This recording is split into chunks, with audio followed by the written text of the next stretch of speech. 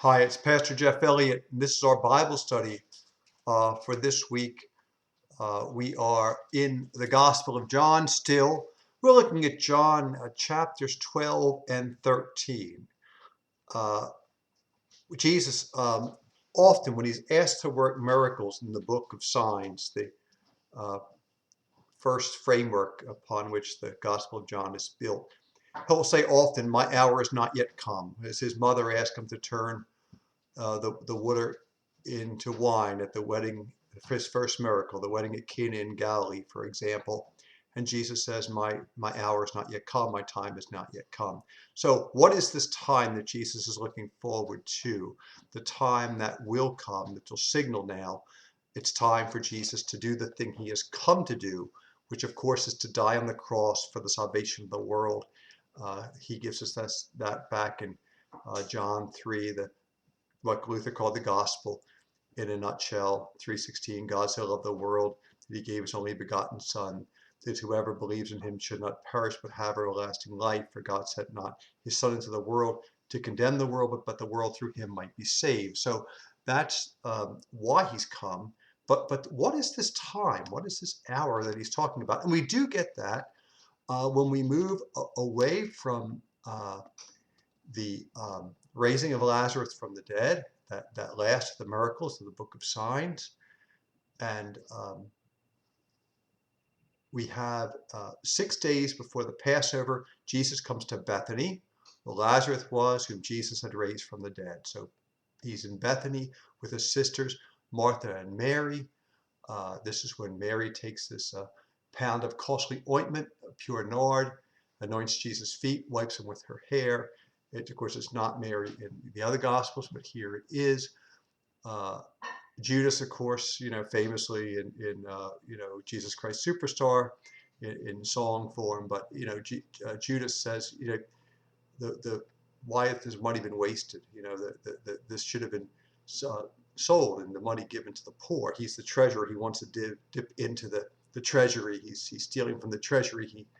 He just misses his chance to have this costly nard sold, and he says, give the money to the poor, but he means to steal it for himself, is what we are told. But we now have Jesus and the triumphant entry into Jerusalem. He makes his triumphant entry into Jerusalem, but this amazing thing happens now in verse 20 of chapter 12. So we have the coming of God to Zion, this entry of Jesus into Jerusalem, what we call Palm Sunday. That's verses 12 through 19 of chapter 12. But this amazing thing happens where Philip and Andrew come to Jesus because there's some Greeks who are looking for Jesus. And when these Greeks come looking for him, Jesus answers Andrew and Philip, the hour has come for the Son of Man to be glorified. In other words, for John, when the Gentiles now have come as well, not just the Jews, but also the Gentiles have been added to this now. The Gentiles are seeking the Christ. Now is the time for Jesus to be crucified. So that's the important thing. The hour is when all the world now, Jew and Gentile, seeks after the Christ, seeks after Jesus. And he goes into a kind of an anti-Gethsemane prayer here. Of course, famously, Jesus in the Garden of Gethsemane prays, Father, if it's possible, let this cup pass from me, but not my will, but thy will be done. Here, no. John's gospel is different in so many ways. And one of the ways in which it's different says, when he says, now is my soul troubled? And what shall I say? Father, save me from this hour? No, for this purpose I have come to this hour. Father, glorify thy name. A voice comes to him and says, I have glorified it and will glorify it again. So here Jesus is saying basically, no, I'm not going to pray for this cup to pass from me. I've come for this time. I've come for this hour. He's just presented in a much different way as actively seeking this, because this will be his enthronement on the cross. This will be his glorification. But another important difference we see between John and the Synoptic Gospels. Um, he is going to now meet with his disciples for a, a dinner. We would say the Last Supper, which of course in the other Gospels, the Synoptics, is presented as a Passover feast, not here. Jesus is on the cross here when the lambs are being slaughtered for the Passover, because he is the Passover lamb that is sacrificed for us. Jesus is our Passover lamb, so he has to die as the Passover lambs are being slaughtered. In John's Gospel, therefore, this must be a dinner party that they get together before the Passover, not a Passover meal in John's Gospel. Now, before the Feast of the Passover, when Jesus knew his hour had come to depart out of this world to the Father, having loved his own who were in the world, he loved them to the end. So they get together for this dinner, and of course, they do not celebrate what we would consider the Holy Communion for the first time, right? The sacrament of Holy Communion is not instituted at the Last Supper in the Gospel of John. It's stark for us. We say it can't be. In the same way that Jesus never teaches in parables, but only in these dialogues all through the book of signs, and now here at the dinner table in these long monologues that he'll teach in.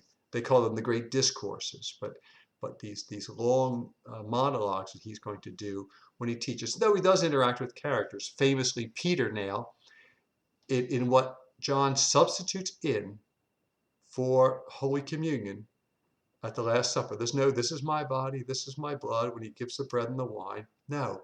Instead, Jesus ties a towel around his waist, he strips off his clothing, ties a towel around his waist, and goes and he washes the feet of his disciples. And basically to teach that the servant is not greater than the master. And so the leadership of the church have been called to serve others, not to be served, but to serve. Because the Son of Man has come not to be served, but to serve and to give his life as a ransom for many. So we are to give our life like Jesus does, a moment at a time, a day at a time, all at once if need be. Greater love has no person than to give up their life for someone that they love. And that's what happens here. This is the mandatum, the mandate, right? The great law that's given on Maundy. We get our word Maundy, Thursday, from that. The Thursday of the mandatum, the Thursday of the commandment, the great commandment, to love one another as I have loved you. In John, it doesn't seem to be everybody sometimes for John. We'd like it to be universal, of love everyone, including the enemies. And in John's Gospel, because of the bitterness of being put out of the synagogue and the fights in the churches and things, it's certainly other Christians. He can't imagine Christians being divided against each other the way they have been.